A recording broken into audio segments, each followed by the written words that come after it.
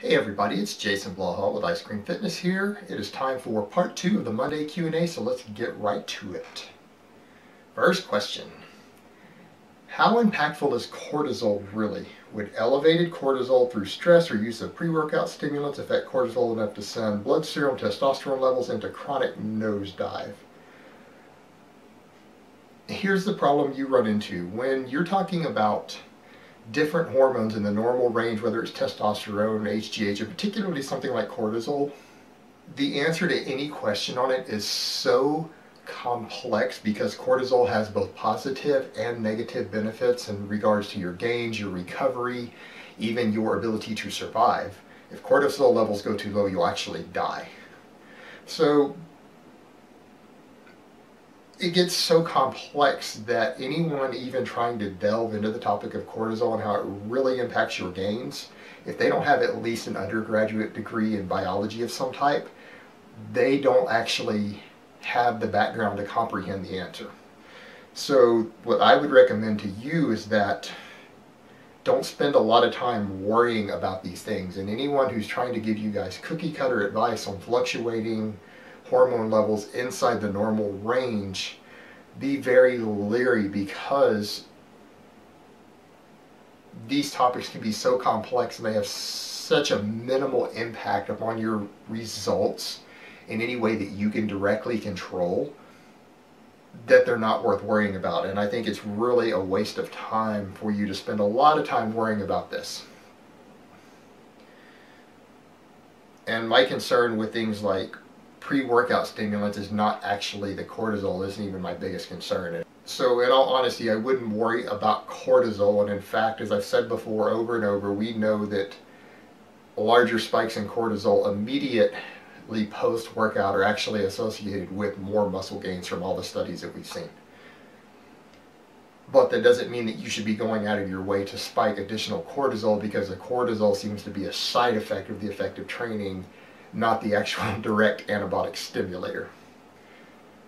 Alright, next question. If you are weak off the start in deadlift, how can you incorporate deficit pulls and hamstring glute work into your program? And also, what are the best lifts to build the glutes and hammies? I'll answer the second question first. I feel that high up on the list, if you can do them correctly, squats and deadlifts can actually build very tremendous glutes and hamstrings. I think the glute ham raise is also one of the better accessories out there for this, but even doing the deficit deadlifts like you're talking about, or just learning to squat deeper, will both help you tremendously here, particularly the deficit deadlifts. They do work more hamstring. And I think properly done stiff leg deadlifts can also work more hamstring than you're going to see on the squat and the deadlift. And that's what I would lean towards for building hamstrings. And if you really can't build glutes that way, that's when you need to start looking into things like glute bridges and things like that. Now, as far as incorporating them in, if you really feel that you're weak out of the hole, which is what I currently feel that I am in my own training, I just do regular deficit deadlifts. I drop all of my regular work and I just work deficit deadlifts for a while. And if you really feel that you're weakest, I would say just in place of your normal deadlift in your program, use deficit deadlifts in place of it.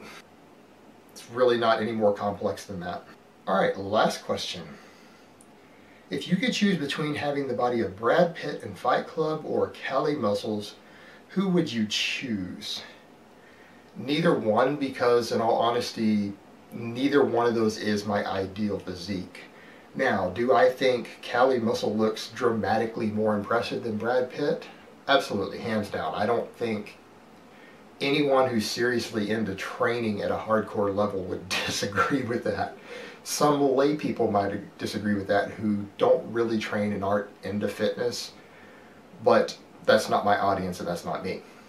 I think Cali is far more impressive, but I think his overall size isn't something that I'm willing to obtain. I could if that was my goal. It's not my goal, and it's absolutely not worth it to me, and he's carrying way too much size and body weight for the type of weight classes I want to compete in as an athlete. So that's really problematic for me, and I run into the same thing with Brad Pitt. He's just so tiny that I wouldn't be comfortable at that kind of muscle mass. So the answer has to be neither one, but if you were to ask me which is more impressive, I would say Cali muscle definitely, but that is not my goal to look like that. It's not something that I envision myself actually working towards. Alright guys, so that's really all I have to say on that today. Let me give you guys a bicep shot before I go.